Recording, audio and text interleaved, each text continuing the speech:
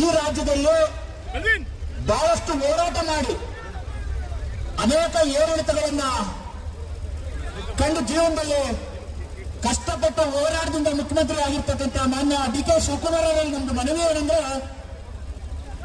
ನಿಮ್ಮ ಹೆಸರು ಸಹ ಈ ರಾಜ್ಯದಲ್ಲಿ ಬಡವರ ಮನಸ್ಸಿನಲ್ಲಿ, ರೈತರ ಮನಸ್ಸಿನಲ್ಲಿ ಮಾನ್ಯ ಡಿ ಕೆ ಶಿವಕುಮಾರ್ ಅವರು ಒಬ್ಬ ಒಳ್ಳೆ ಮುಖ್ಯಮಂತ್ರಿ, ಒಳ್ಳೆ ಆಡಳಿತಗಾರ, ಒಳ್ಳೆ ಈಗೇನು ನೀವು ಹೋರಾಟಗಾರರು, ಪ್ರಭಾವಶೀತರು ಅಂತ ಏನ್ ನೀವು ಹೆಸರು ತಗೊಂಡಿದ್ದೀರಾ, ನಿಮ್ಮ ಹೆಸರಿಗೆ ಇನ್ನೊಂದು ಗರಿ ಬಿಡಬೇಕು ಅಂದ್ರೆ ಈ ನಮ್ಮ ರೈತರ ಜಯಕಾರ ಹಾಕ್ಬೇಕು. ನಿಮ್ಗೆ ಯಾರು ಎಷ್ಟೇ ಏನೇ ಮಾಡ್ರಿ, ನೀವು ರೈತರ ಹೊಟ್ಟೆನಲ್ಲಿ ಹೊಡಿತಕ್ಕಂಥ ರಾಜಕಾರಣಿಗಳು ಯಾರು ಚೆನ್ನಾಗಲ್ಲ.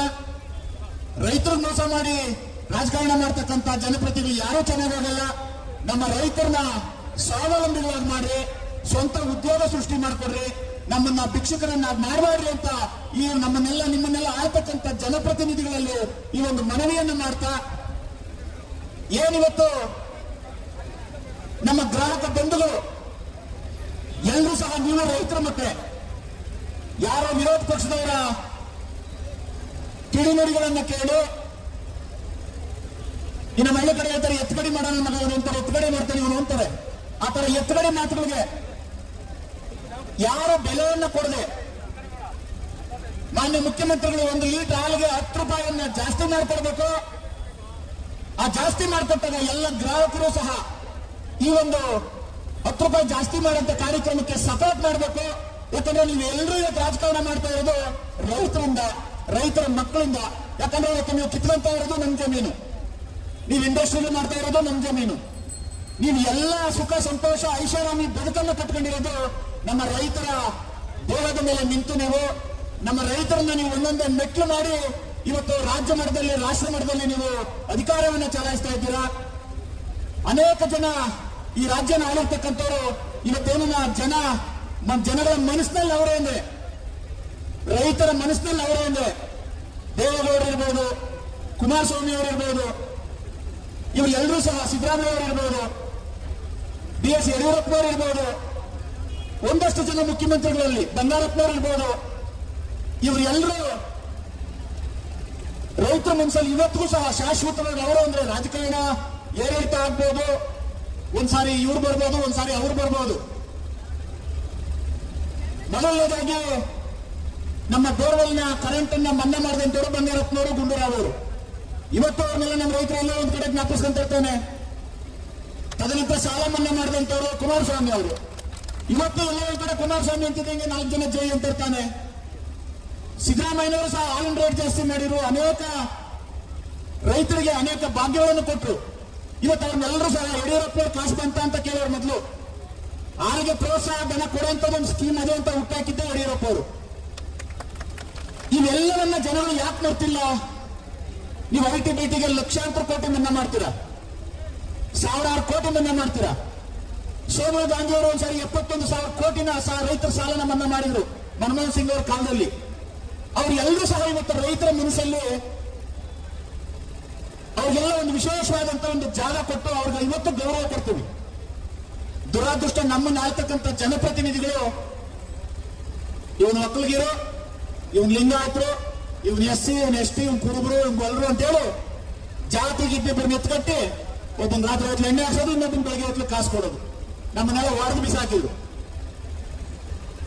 ನಮ್ಮಲ್ಲಿ ಒಗ್ಗಟ್ಟಿಲ್ದಂಗೆ ಮಾಡಿದ್ರು, ನಮ್ಮ ರೈತರನ್ನ ಭಿಕ್ಷುಕರನ್ನಾಗಿ ಮಾಡಿದ್ರು. ಅವನಿಗೇನೋ ಕಷ್ಟ ಆದ್ರೆ 5,000 ರೂಪಾಯಿ ಆಸ್ಪತ್ರೆ ಬಿಲ್ ಕೊಟ್ಟಂತ ಯಾವನಿಗೊಬ್ಬಂಗೆ 25,000 ಸಂಬಳ ಕೊಟ್ಟು ಕಳಿಸ್ತಾರೆ. ದಯವಿಟ್ಟು ರೈತರಲ್ಲಿ ನಾನು ಹೇಳ್ಬೇಕಂದ್ರೆ ನಿಮ್ಮೆಲ್ಲರ ಜೀವನ ದೋಷ 70% ಆಗಿದೆ ಅಂತ ಅಂದ್ರಂತೀನಿ.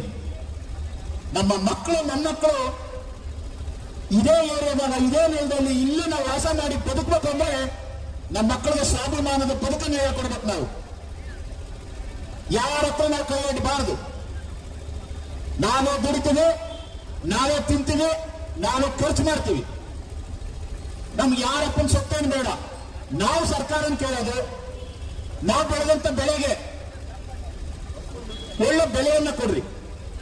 ಸರ್ಕಾರಗಳು ಮನಸ್ಸು ಮಾಡಿದ್ರೆ, ಜನಪ್ರತಿನಿಧಿಗಳು ಮನಸ್ಸು ಮಾಡಿದ್ರೆ ಏನ್ ಬೇಕಾದ್ರೂ ಮಾಡ್ಬೋದು. ಎಲ್ಲ ನಮ್ಮ ರೈತರ ಗಮನದಲ್ಲಿರಲಿ. ಅದು ಕಷ್ಟ, ಇದಕ್ಕೆ ಯಾವುದು ಕಷ್ಟ ಇಲ್ಲ. 4 ಅವರ್ 5 ಅವರ್ ಕೆಟ್ಟೋಗ ಆಗ ಒಂದ್ ರೇಟ್ ಫಿಕ್ಸ್ ಮಾಡಿ ನಿಮ್ಗೆ 15 ದಿವಸಕ್ಕೆ ದುಡ್ಡು ಕೊಡ್ತಾ ಇದ್ದಾರೆ ಅಂದ್ರೆ, ಒಂದು ವಾರ ಇರ್ತಕ್ಕಂಥ ತರಕಾರಿ ನಾವು ಏನ್ ಬೇಕಾದ್ರೂ ಮಾಡ್ಬೇಕು ತಾನೆ, ವರ್ಷಗಳಿರ್ತಕ್ಕಂಥ ಬೇಳೆಕಾಳುಗಳನ್ನ ಏನ್ ಬೇಕಾದ್ರೂ ಮಾಡ್ಬೇಕು ತಾನೆ, ವರ್ಷಗಳಿರ್ತಕ್ಕಂಥ ಜೋಳ ಏನ್ ಬೇಕಾದ್ರೂ ಮಾಡ್ಬೇಕು ತಾನೆ. ಹಾಲು ಉತ್ಪಾದಕರಿಗೆ ಇವತ್ತೇನೇನೋ ಒಂದು ಗೌರವ, ಒಂದು ಒಳ್ಳೆ ಸ್ಥಾನಮಾನ ಸಿಕ್ಕಿದೆ ಅಂದ್ರೆ ಅದು ಸರ್ಕಾರದ ರಾಜಕಾರಣಿಗಳಿಂದಲ್ಲ. ರಾಜಕಾರಣಿಗಳು ಕೊಡ್ತಾ ಇರ್ತಕ್ಕಂಥ ಭಿಕ್ಷೆ 5 ರೂಪಾಯಿ ನಮ್ಗೇನು ಅವಶ್ಯಕತೆ ಇಲ್ಲ. ಈ ರಾಷ್ಟ್ರವನ್ನಾಡಿದಂತಹ ಲಾಲ್ ಬಹದ್ದೂರ್ ಶಾಸ್ತ್ರಿ ಅವರು, ನನ್ನ ಜನ, ಹಳ್ಳಿಗಾಡಿನ ಜನ ಬೇರೆ ಇವ್ರ ಹತ್ರ ಭಿಕ್ಷೆ ಎತ್ತಬಾರ್ದು ಅಂತೇಳಿ ಅವತ್ತು ಕುರಿಯನ್ನವ್ರನ್ನ ಈ ಒಂದು ಸಹಕಾರ ಸಂಘಗಳನ್ನ ಹುಟ್ಟಾಕಿ ನಮ್ಮ ಹೆಣ್ಮಕ್ಳು 10 ಲೀಟರ್ ಹಾಲು ಹಾಕಿದ್ರೆ ಜೀವನ ಮಾಡ್ತಾರೆ, ಬೇರೆ ಯಾರ ಹತ್ರ ಕೈಯೋಡೋದು ಬೇಡ, ಸ್ವಾವಲಂಬಿಯಾಗಿ ಸ್ವಾಭಿಮಾನದಿಂದ ಬದುಕ್ತಾರೆ ಅಂತೇಳಿ ಅವತ್ತು ಕುರಿಯನ್ನವರು ಈ ಒಂದು ಹಾಲು ಉತ್ಪಾದಕ ಸಹಕಾರ ಸಂಘಗಳನ್ನ ಹುಟ್ಟಾಕಿದ್ರು. ಅದಕ್ಕೆ ಪ್ರತಿಕಾರವಾಗಿ ನಮ್ಮ ರಾಜ್ಯದ ಎಂ.ವಿ. ಕೃಷ್ಣಪ್ಪ ಅವರು ಸಹ ಕೈ ಜೋಡಿಸಿ ಬೆಂಗಳೂರು ಹಾಲು ಉತ್ಪಾದಕ ಒಕ್ಕೂಟವನ್ನ ಕಟ್ಟಿ ನಮ್ಮ ಎಲ್ಲ ರೈತರು ಸ್ವಾಭಿಮಾನದಿಂದ ಬದುಕಲಿ, ಯಾರಿಗೋ ಒಬ್ಬರಿಗೆ ರಾಜಕಾರಣಿ ಗುಲಾಮಗಿರಿ ಆಗಬಾರ್ದು ಅಂತೇಳಿ ಹಾಲು ಉತ್ಪಾದಕ ಸಹಕಾರ ಸಂಘಗಳನ್ನ ಪ್ರತಿ ಗ್ರಾಮಗಳಲ್ಲಿ ಹುಟ್ಟಾಕಿದ್ರು.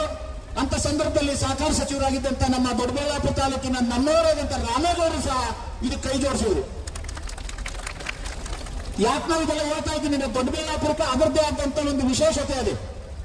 ದೊಡ್ಡಬಳ್ಳಾಪುರದ ನೆಲಕ್ಕೆ ಅದರದ್ದೇ ಆದಂತ ಒಂದು ತಾಕತ್ತೈತೆ.